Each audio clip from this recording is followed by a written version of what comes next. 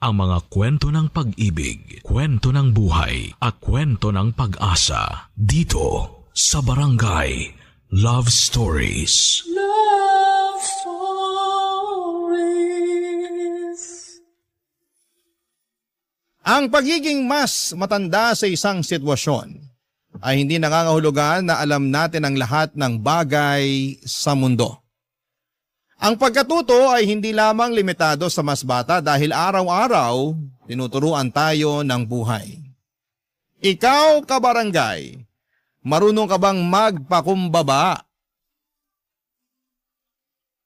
Dear Papa Dudut, ang pagiging ina ay isang bagay na hinding-hindi ko ipagpapalit sa kahit na ano pa pang bagay sa mundong ito. Dahil para sa akin ang pagiging ina ay isang pribilehiyo na pinagmamalaki kong nabigyan ako ng pagkakataon na gampanan. At kahit na medyo challenging ang pagiging isang ina sa isang espesyal na bata, ay nagpapasalamat pa rin po ako sa Panginoon dahil pinagkatiwala niya sa akin yon. Ang tulad nitong anghel na dapat kong ingatan, alagaan at pagkamahalin.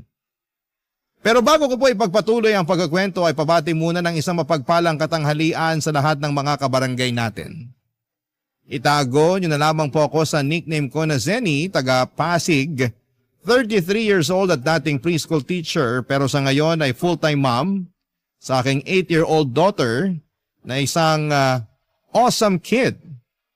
At yung bang terminolohiya na ginagamit sa mga batang may autism.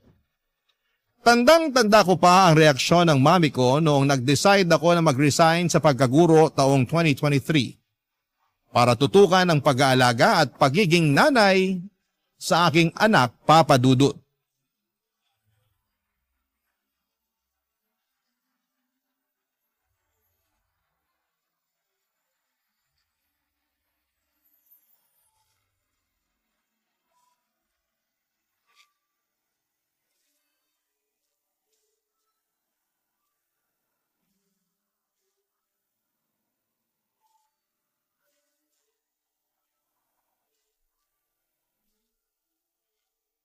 Ewan ko ba naman sa iyo, Zenny? Kung ano-ano na lang talaga pumapasok dyan sa kokote mo. Mami naman, hindi po yun kung ano-ano. Tsaka matagal na naming pinag-isipan at pinag-usapan yun ng asawa ko. Oh, pinag-isipan at pinag-usapan naman pala nila ate. Bakit pa kayo nagagalit dyan, Mami? Pwede ba, Nash? Huwag ka nang sumabad dyan. Hindi naman kita kinakausap eh. Hindi ka man lang ba nanghihinayang, nak? Wala ka pang 10 taon sa pagtuturo tapos nag-resign ka na kaagad. Ilang beses ko bang dapat sabihin na mas mahalaga ang anak namin kaysa sa pagtuturo ko? Paanong naging mas mahalaga yung anak nyo? Bata pa lang, pangarap mo na talagang magturo. Tandang-tanda ko pa nung iniyakan mo pa ako para lang makakuha ng kursong education. Imbis na tungkol sa pagnenegosyo yung gusto kong kunin mo. Pinagbigyan kita kasi kinonsensya rin ako ng daddy mo.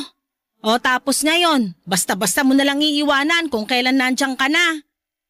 Ay, hindi niyo po talaga ako naiintindihan, no? Hindi talaga, kasi ang gulo niyo mag-isip nung asawa mo. Paanong magulo sila mag-isip? Gets na gets ko yung point nila ate at kuya kung bakit nag-decide sila ng ganyan. Kayo yung hindi makaintindi dyan, Mami. Sinabing huwag ka sumabad dyan! Nakakainis kasi kayo. Pinagpipilitan nyo pa yung gusto nyo eh. Halata naman kay ate na nahirapan siyang magdesisyon na mag-resign sa trabaho at iwan ang pagiging teacher niya para sa anak nila ni kuya. Pero anak nila kasi yun. At dapat mas mahalaga yung anak nila kaysa sa kahit na anong bagay sa mundo. Andun na tayo sa dapat mas mahalaga. Pero trabaho pa rin yung pinag-uusapan natin dito. Sige nga, kung aalis si Zenny sa pagtuturo, saan siya kukuha ng pera pang suporta sa therapy ng anak nila? Ang gastos-gastos pa naman ng batang yun, nako! Kung makatawag kayo ng bata dyan, parang di nyo apo yung pinag-uusapan dito ah. Tama po si Nash. Bakit ganyan kayo makapagsalita sa anak ko anak ko yun? Natural, mahalaga kapakanan niya sa akin at kahit na yung matagal ko ng pangarap na trabaho, handa kong iwanan para lang matutukan yung anak ko. Dami mong sinasabi. Ba't di mo nalang sagutin yung tanong ko, Aber? Tungkol dun sa tanong nyo kung saan kami kukuha ng pera pampatherapy ng anak namin, pinag-usapan na naming mag-asawa yun. Yung mister ko na lang ang magtatrabaho. Magdadagdag na lang siya ng source of income. Tapos yung perang pambayad sa tagapag-alaga sana ng anak namin, maiipon na namin pampatherapy niya. Yun naman pala eh. Ayos na ayos yung naisip nila ate at kuya. Oh, paano naman ako? Ha? Oh, Paano ka ako? Kung mawawalan ka na ng trabaho, di sino na magbibigay ng pera sa akin? Paano na yung pambayad ng bill sa bahay na to? Paano na ako makakabili ng pagkain ko, tiba pang luho? Yan na lang ba ang tingin nyo sa akin? Wag mo naman sanang masamain, pero nagpapakatotoo lang ako. Kaya nga sana, bago kayo nagdesisyon ng ganyan, kinonsulta nyo muna ako. hayaan nyo na si ate. Kasi matagal na rin naman niya tayong sinuportahan. At kahit na nga nung nagkaanak sila ni kuya, nakasuporta pa rin siya sa atin. Nakikisabat ka sa usapan pero hindi mo naiintindihan yung punto ko? Naiintindihan ko. Kaya nga sabi ko, hayaan nyo na si ate. Palayain nyo naman siya sa mga responsibilidad niya sa atin. Bakit? Sapat ba yung kinikita mo para masuportahan lahat ng pangangailangan natin dito sa bahay? Kasi kung oo, wala nang usap-usap. Ngayon pa lang makakalaya na yung ate mo sa mga responsibilidad niya sa atin. Madali naman akong kausap Papa Dudut, bata pa lamang ay pangarap ko na talagang maging isang teacher. Kaya ngayon ang kursong kinuha ko noong tumungtong ako sa kolehiyo. At sobrang saya ko noong nakapagtapos ako at nabigyan ng pagkakataon na makapagturo sa isang pampublikong paaralan. Kaya naman malaking dagok din sa akin na mag-resign at iwanan ang pagtuturo, pero kung para sa anak ko ay wala akong hindi kayang isakripisyo, Papa Dudut. Bukod doon ay pinag-usapan na rin namin ng mister ko ang desisyon kong yon at masaya ako dahil suportado niya ako. Katulad ko ay ayaw na rin niyang ipagkatiwala sa iba ang anak namin. Lalo na may espesyal itong pangangailangan. Tapos ay lumaki na rin po ito. Kaya nga ganoon na lamang ang pagkadismaya ko sa reaksyon at mga sinabi ng mami namin. Tungkol sa desisyon ko, lalo na at hindi naman masama ang intensyon ko kung bakit ko yun ginawa. Sa bagay, mas worried pa siya sa pera na mawawala sa kanya na mula sa akin kesa sa kapakanan ng sarili niyang apo. Buti na lamang ay to the rescue ang kapatid kong si Nash kaya hindi na lumala pa ang pagtatalo naming yon ni Mami. Hindi nga nagtagal, taong 2024 ay nakasampa na sa barko si Nash. At siya na ang nagpapadala ng pera kay Mami. Laking pasalamat ko talaga kasi pakiramdam ko ay nakaalis na ako sa pagiging breadwinner ng pamilya namin, lalo na nga at meron na rin akong sariling pamilya na dapat natutukan. Pero dahil sa mga nangyari, ilang buwan din kaming hindi nag-usap ni Mami. Hanggang sa isang araw ay nagulat na lamang ako nang tumawag siya sa akin, Papa Dudut.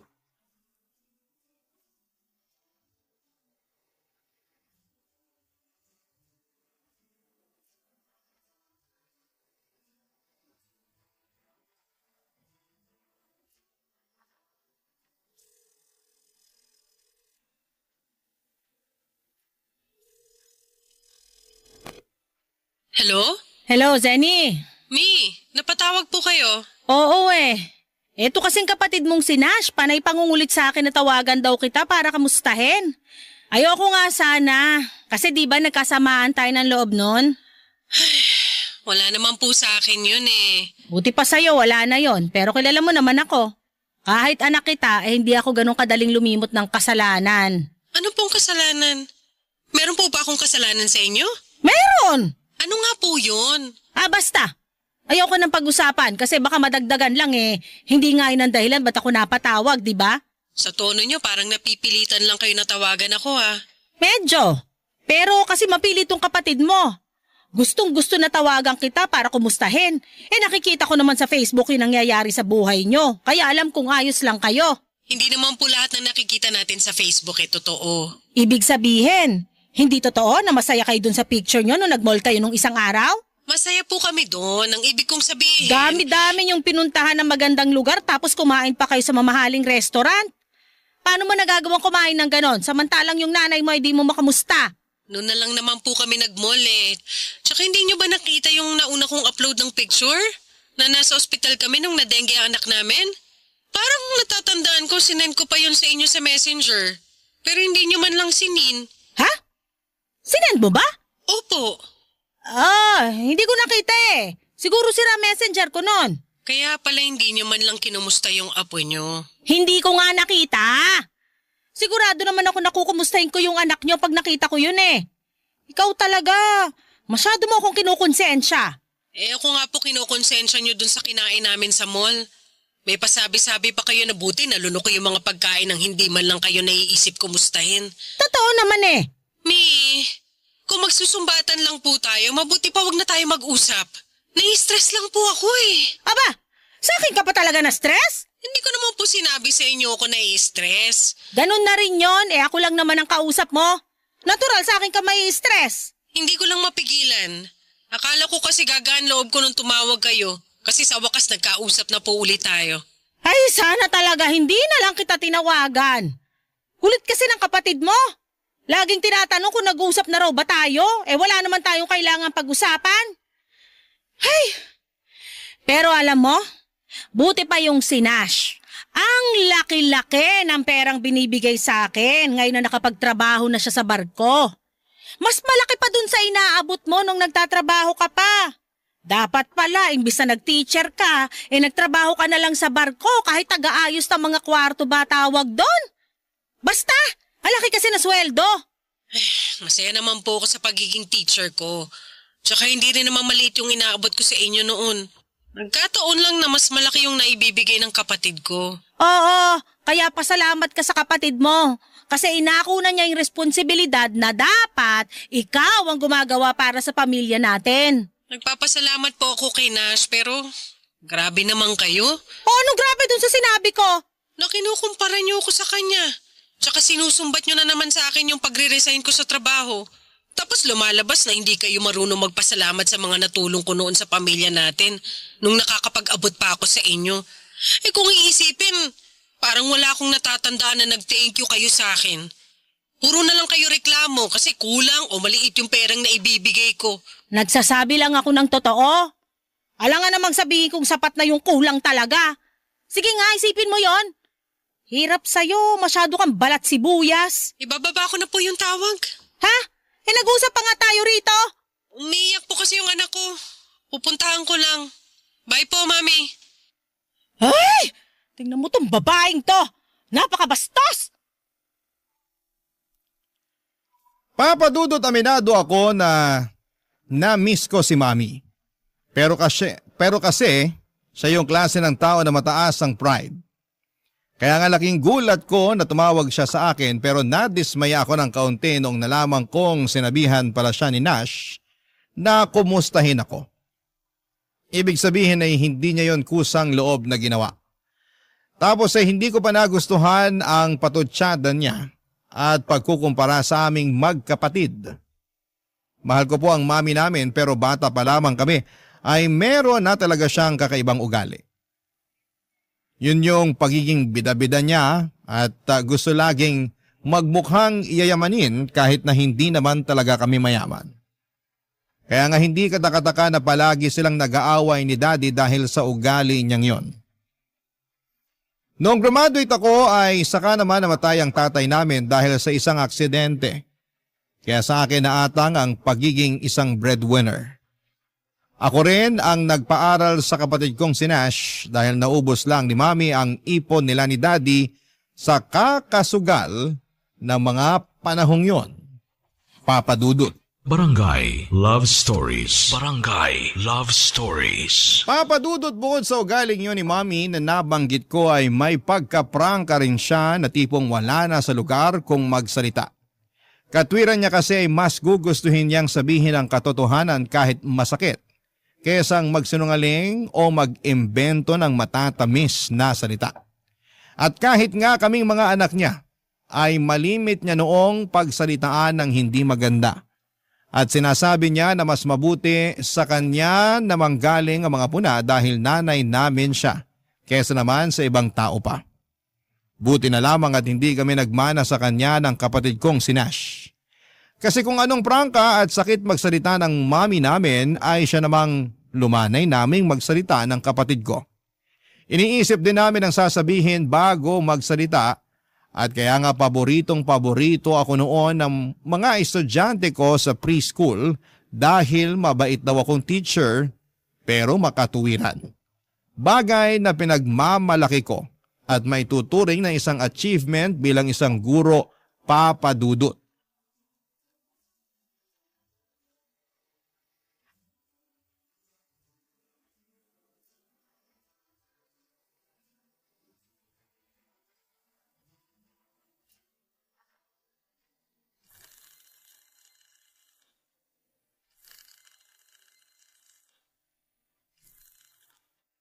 Hello, Nash? Hello, Ate Seni. Napatawag ka. May problema ka ba dyan sa barko? Nako, wala naman. Namimiss ko lang kayo ng pamangkin ko. Ito talagang kapatid ko, oh. Bakit? Hindi nyo ba ako na-miss? Grabe, na-hurt naman ako doon. Siyempre, na-miss ka namin. Kaso kakatulog lang ng pamangkin mo. Bukang bibig ka pa naman nun last time. Gusto ko raw maka-video call. Hindi naman kita matawagan kasi baka busy ka dyan. Oo, medyo busy lang talaga nitong nakaraang araw. Kaya sayang naman kasi di kami nagkausap. Pero sa susunod, tatawag ako madalas para matsyempohan ko siya nang maka-video call na kami. Salamat kasi hindi mo kami nakakalimutan kahit na malayo tayo sa isa't isa. Lalong-lalo na yung anak ko. Oo naman. Tsaka imposible na makalimutan ko kayo, no? Excited na nga ako magbakasyon dyan para makita kayo. Ako rin. Mabilis lang naman ang mga araw. Siguradong hindi na lang natin mamamalayan bakasyon mo na. Kaya nga, ngayon pa lang nag-iisip na ako ng pupuntahan natin pag nakapagbakasyon ako. Kaso napipressure ako kay Mami. Ha? Bakit? Ang daming lugar na gustong puntahan.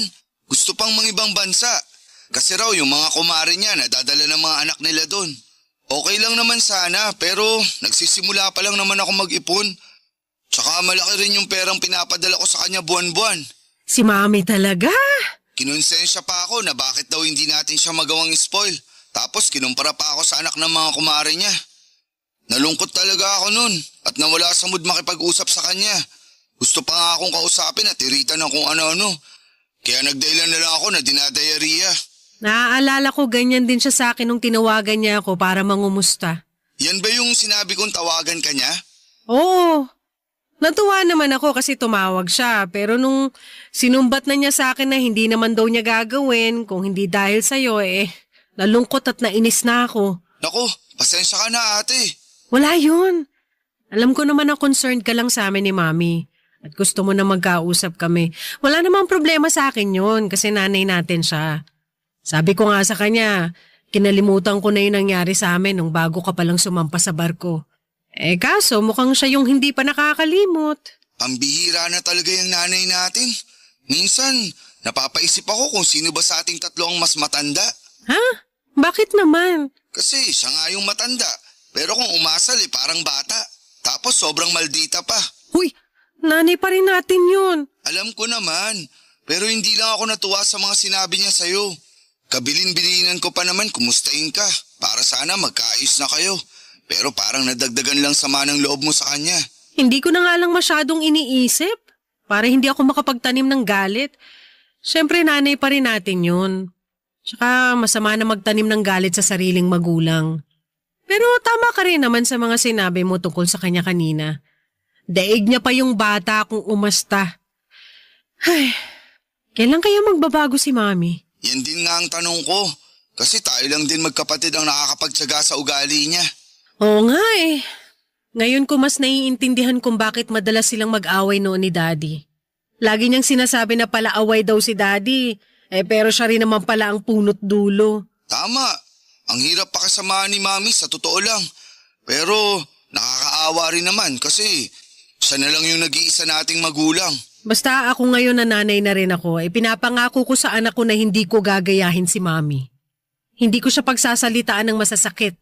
Kahit na pagiging prangka lang ang tawag niya dun. Hindi ko rin siya ikukumpara sa iba. At palagi kong pupurihin lahat ng mga mabubuti at magagandang bagay na ginagawa niya.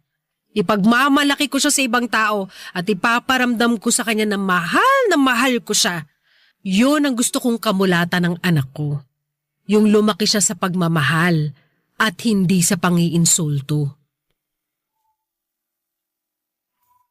Papa Dudut, alam naman namin ng kapatid kong si Nash na walang perpektong magulang.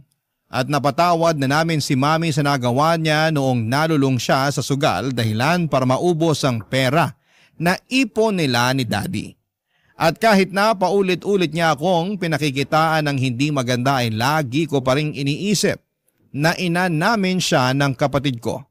At nanggaling kami sa kanya at sa katunayan ay mas lalo kong naiintindihan ang pagiging magulang niya noong naging magulang na rin ako.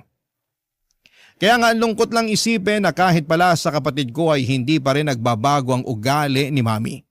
At mas lumala pa ngayon habang tumatagal. Ewan, hindi naman namin siya pinapabayaan. Ina-spoil namin siya sa abot ng makakaya namin pero kung makapagsalita siya, kung tratuhin niya kami ay parang kulang na kulang pa rin yung ginagawa namin para sa kanya. Nagpatuloy ang mga araw at sinabi sa akin ni Nash na bibisita raw si Mami sa bahay namin. Request niya para makipagbati sa akin. Hinayaan ko na lamang dahil nakikita kong nag-e-effort ang kapatid ko na magkabati na kami. Hindi nagtagal ay nangyari ngayon noong isang araw ay dumalaw siya sa amin. Sa totoo lang ay mabibilang sa mga daliri kong ilang beses pa lamang siyang pumunta sa aming bahay. Hindi raw kasi niya gustong magstay sa amin kasi mainit at maliit, lalo na noong wala pa kaming napapa-install na aircon. Pero hindi naman sobrang liit ng bahay. Sa katunayan ay meron yung 3 kwarto, sala, 2 CR at kusina. Kaya hindi ko alam kung saan napupulot ni Mami yung salitang maliit na parabang may kasamang pang-iinsulto, Papa Dudut.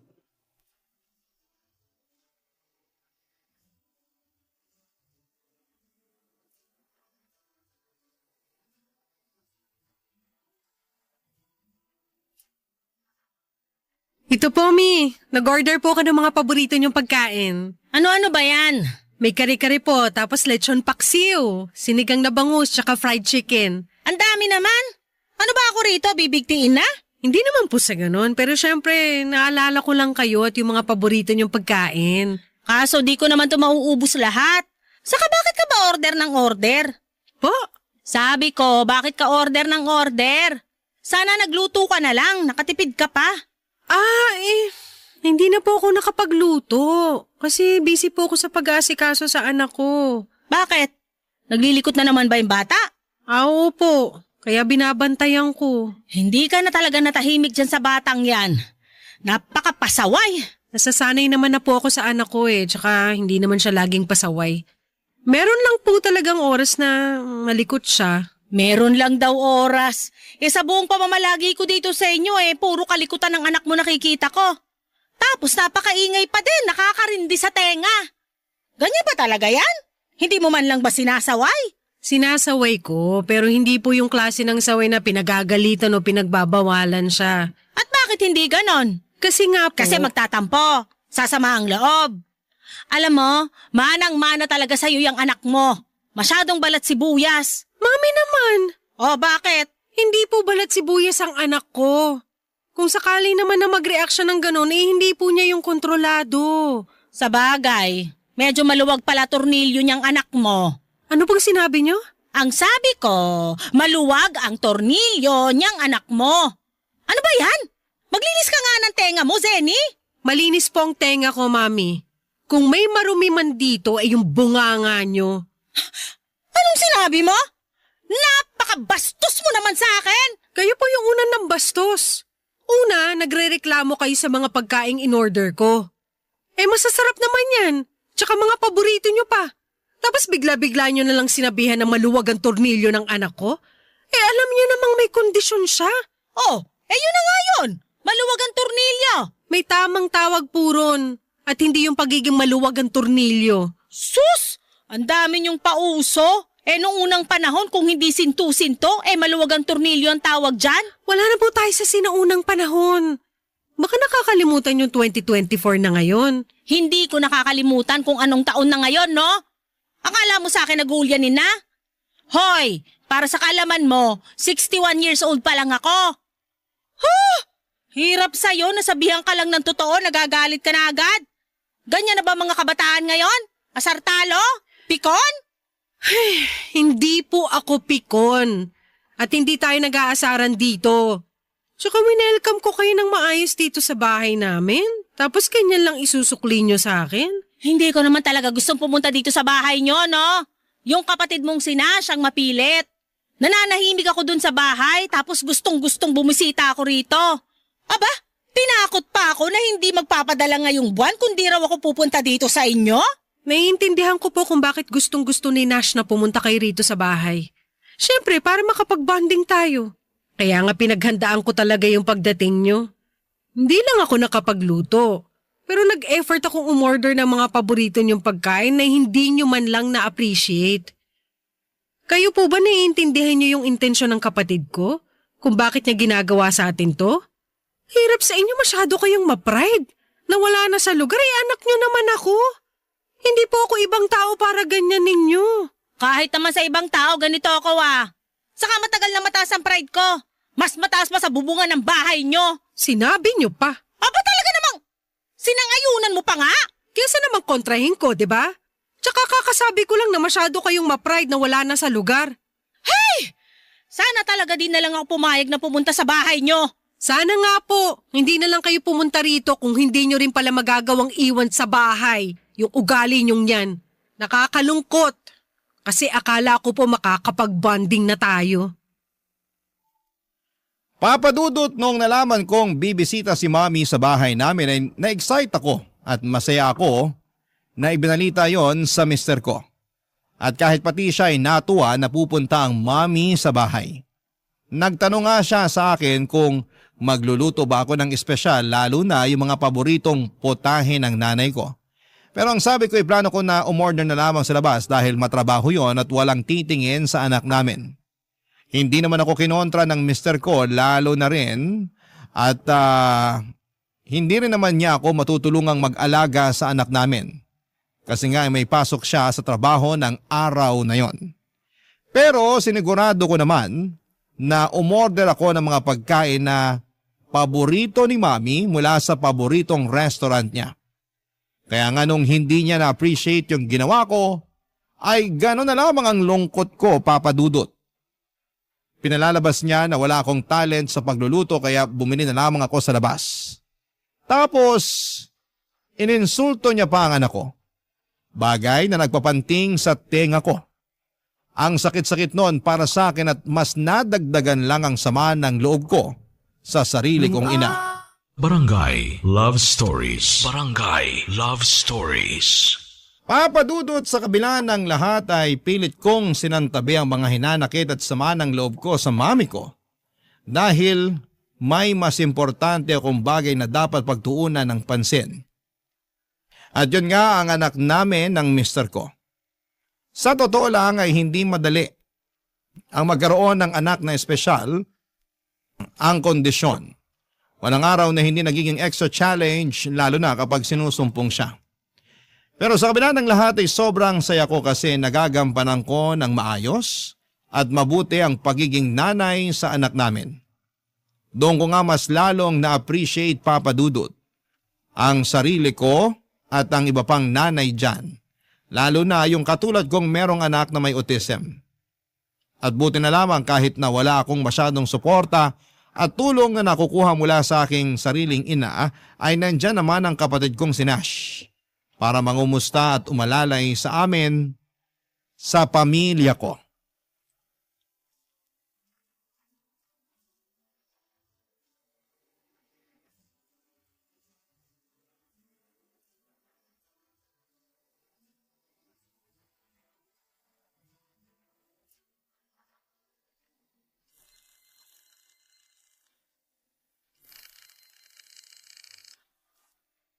Hello, Nash.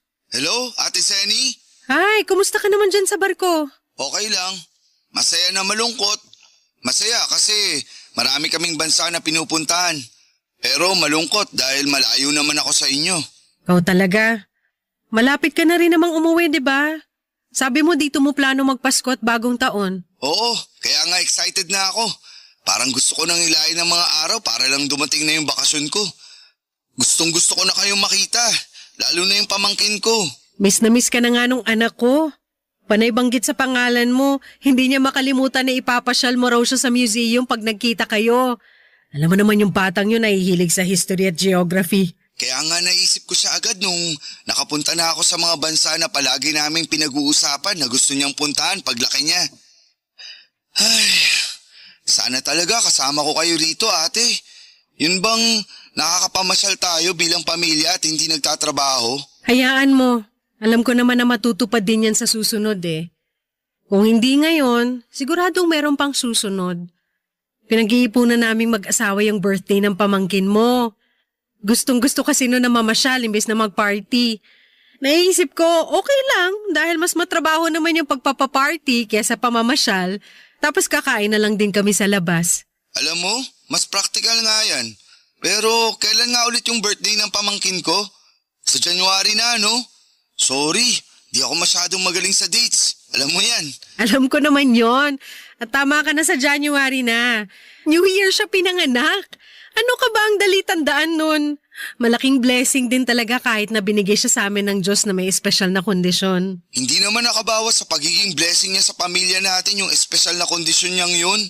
Para sa akin, mas lalo lang siya naging blessing. Buti ka pa ganyan tingin mo sa anak ko. Si Mami kaya? Ay, oo.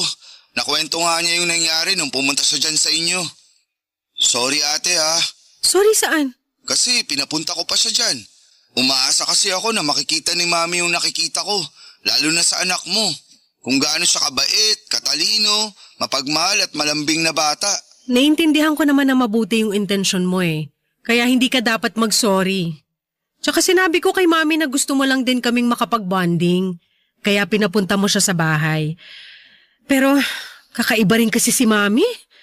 Parang walang sandali na hindi siya nakakahanap ng pwedeng ipintas sa akin, sa anak ko, sa pamilya ko at sa bahay namin. Puro hindi magagandang bagay ang lumalabas sa bibig niya. Nabanggit nga niya sa akin na sinagot-sagot mo siya noon. Grabe yung reklamo niya. Para siyang batang nag-aalburuto kasi inagawan ng candy. Pero natatawa na lang ako nung pinakikinggan ko siya. Ha? Bakit ka naman natatawa? Kasi ang satisfying lang sa tenga ng mga sagutan mo. Satisfying ka dyan. Mali pa rin naman na sumagot sa magulang, di ba? Nandun na tayo, pero hindi naman sila palaging tama eh. Kahit na magulang ka pa, hindi pa rin tama na manginsulto ka ng kapwa mo o magsalita ng masama tungkol sa isang tao. Lalo na't wala namang ginagawa sa'yo. Tapos anak at apo mo pa. Ang sahol kaya nun. Kaya nga minsan naiinggit ako sa mga taong kasundo niya, lalo na yung mga kumare niya. Napapasabi na lang ako na buti pa sila close. Tapos tayong mga anak madalas nakakairingan niya. Alam ko naman na walang perpektong pamilya pero hindi ko na maalala kung kailan nagpakananay sa atin si Mami. Ikaw ba, tanda mo pa? Parang nagpapakananay lang naman siya sa akin pag magpapadala na ako ng pera o kung may hihingin siyang pabor. Tapos sa mga araw na wala siyang kailangan, hindi niya rin ako maalala ang kamustahin. Sobra naman yun. Ganyan din naman siya sa'yo nung nagtatrabaho ka pa, di ba? Oo, pero hayaan na siguro natin si Mami. Mahirap turuan ng mga matatanda. Akala nila ay naaapi sila o nagmamarunong sa kanila lalo na mas bata yung nagtuturo. Alam mo, dasal ko na lang gabi-gabi sa Panginoon na hipuin niya ang puso ni Mami para naman makapagbagong buhay na.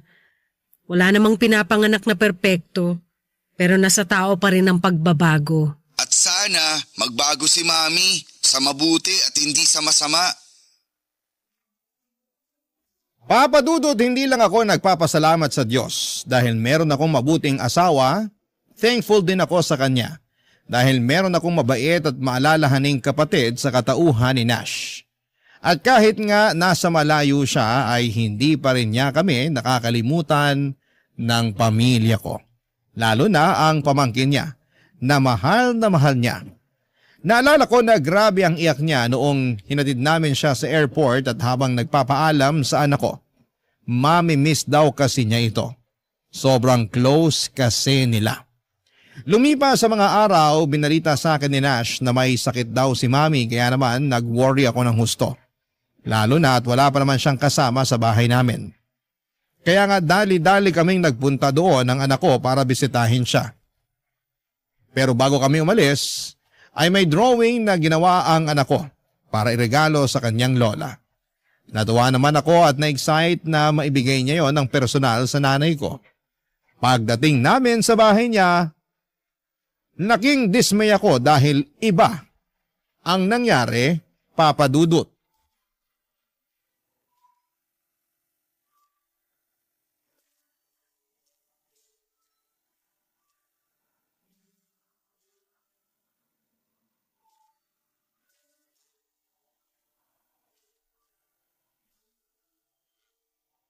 Sobra na po kayo sa anak ko, Mi.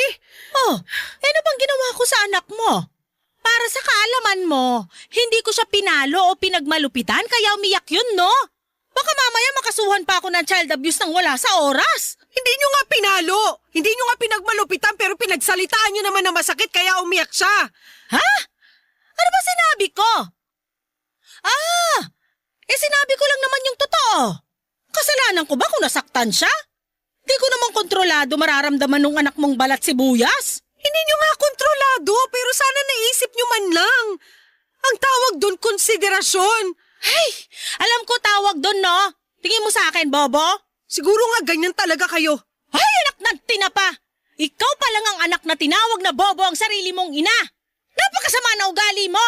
Kung ako masama na ang ugali dahil lang sa bagay na yan, kumusta naman kaya kayo? Ha? Ano pinagsasasabi mo dyan? Sa dami ng mga masasamang sinabi niyo sa akin, kay Nash, sa asawa ko, sa bahay namin at ngayon naman sa anak ko, malamang na nasa inyo na ang korona ng pagkakaroon ng matabil na dila. Kung makapagsalita kayo, wala na kayo sa lugar. Akala niyo kung sino kayong perpekto. Alam ko na hindi ako perpekto, no? Saka kailan pa naging wala sa lugar ang pagsasabi ng totoo? Hirap sa inyo, masyado kayong maramdamin. Para kayong hindi nag-mature, masyadong matampuhin. Anong matampuhin? Anong hindi nag-mature? Baka kayo ang hindi nag-mature. Sa tanda kong to, hindi pa pala ako mature? Opo, kasi kung mature kayo mag-isip, hindi nyo pagsasalitaan ng masama yung anak ko. Hindi nyo sasabihin na pangit yung drawing niya, na mabuti pang itapon na lang kaysa ibigay sa inyo. Kasasabi ko lang na ginawa niya yung para iregalo sa inyo. Ano bang magagawa ko? Kung pangit talaga. Saka ayoko nga nun, no? Regalo-regalo ka dyan hindi ko naman birthday. Anong gagawin ko doon? Galat lang yun sa kwarto ko. Hindi talaga kayo marunong maka-appreciate ng mga bagay na binibigay o ginagawa sa inyo. Bakit mo ba ako sinisigawan? May sakit na nga yung tao. Kasi sumusobra na kayo. Napakawalang konsiderasyon nyo. Tapos kapag pinagsasabihan kayo o sinasaway, lagi niyong dinadahilan na nagsasabi lang kayo ng totoo. Para sa kaalaman nyo, hindi sa lahat ng oras kailangan sabihin ng totoo. Kung makakapanakit lang kayo ng ibang tao, lalo na sa katulad ng anak ko. Bata pa yung sinabihan nyo ng masakit na salita. Anak ko! Apo nyo pa!